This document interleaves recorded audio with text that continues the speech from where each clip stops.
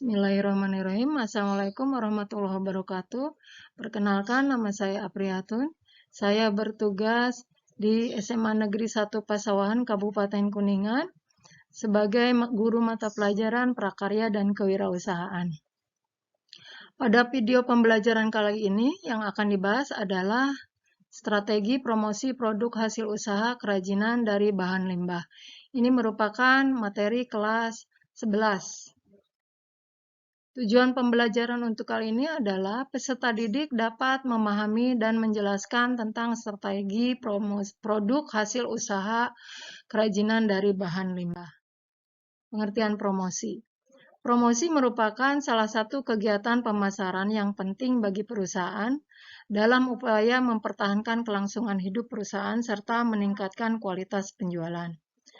Menurut Shimamura, promosi adalah segala bentuk komunikasi yang digunakan untuk menginformasikan, untuk membujuk, atau mengingatkan orang-orang tentang produk yang dihasilkan organisasi, individu, ataupun rumah tangga.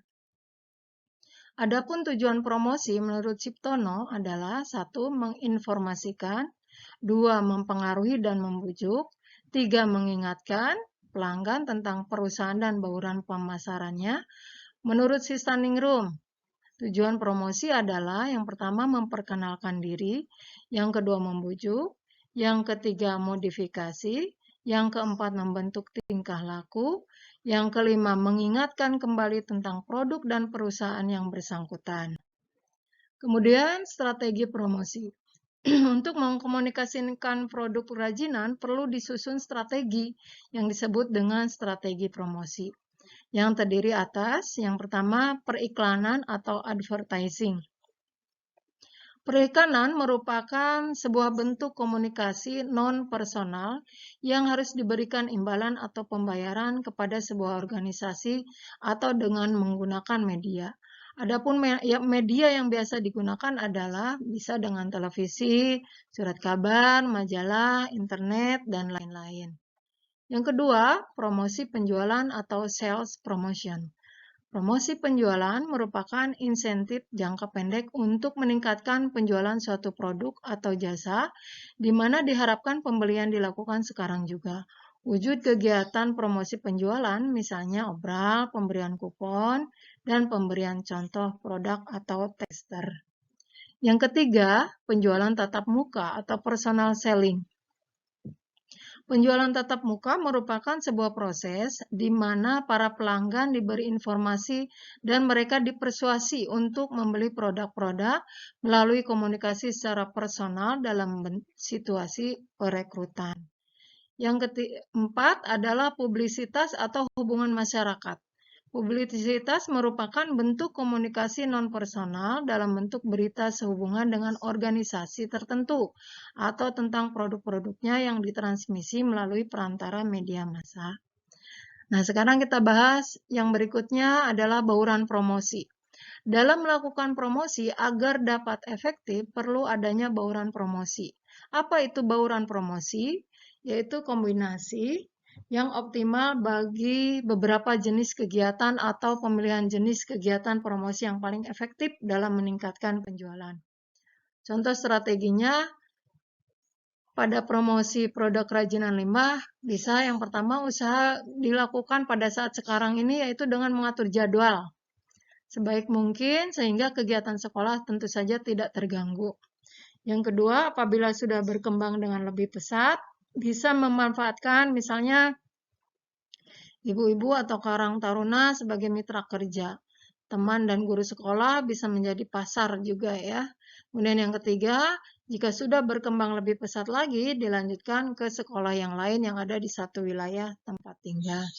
Nah, sekarang bagaimana cara memasarkan produk kerajinan dari bahan limbah? Tahap pertama, mulailah dengan hal yang kecil, yaitu dengan mengenalkan produk kerajinan tersebut kepada guru-guru, kepada teman-teman dekat, kepada teman sekolah, tetangga di sekitar rumah, atau teman bermain. Kemudian yang kedua, berilah salah satu produk agar mereka bisa menggunakan produk tersebut supaya mereka tertarik membeli. Yang ketiga, jika produk tersebut bisa diterima oleh banyak penggemar, mulailah menambah pasar baru dengan menitipnya di koperasi sekolah, warung, ataupun toko. Tahap kedua yaitu memanfaatkan teknologi internet dan media sosial seperti Facebook dan Twitter sebagai sarana penjualan lain. Perbanyaklah teman dan followers untuk memperluas pemasaran. Bisa juga dengan membuat blog gratis atau website yang berbayar dengan kreatif harga terjangkau. Nah, bagaimana teknik promosi produk melalui internet atau online? Salah satu promosi ini sering digunakan yaitu dengan situs-situs jual beli produk tengah dikembangkan oleh berbagai kalangan. Promosi yang dilakukan di situs internet pun mampu membeli dan menjual produk baru maupun bekas. Apa kelebihannya teknik promosi di internet atau online? Yang pertama, biaya lebih murah, artinya tidak perlu membangun atau menyewa kios. Yang kedua, tidak terkait oleh waktu dan tempat, artinya penjual dapat memasarkan produk kapan dan di mana saja, bahkan mencakup di seluruh dunia. Yang ketiga, kita bisa menjadi manajer dan pemiliknya sendiri karena dalam bisnis online tidak terikat oleh siapapun.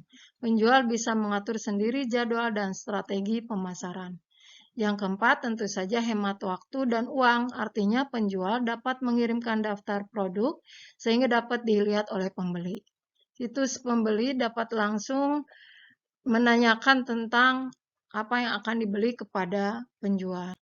Nah, bagaimana kelemahannya? Tentu saja ada. Yang pertama, kelemahannya kalau menggunakan teknik promosi online adalah kepercayaan lebih kecil karena penjualan secara online bersifat semu. Maka calon pembeli selalu berhati-hati karena takut ditipu.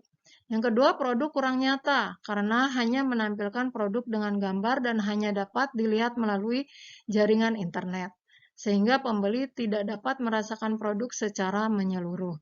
Yang ketiga, mudah terjadi penipuan karena banyak penjual yang mengambil keuntungan dari ketidaktahuan pembeli dalam menggunakan internet dengan menjual produk-produk palsu. Demikian video pembelajaran untuk kali ini. Semoga bermanfaat. Saya akhiri. Assalamualaikum warahmatullahi wabarakatuh.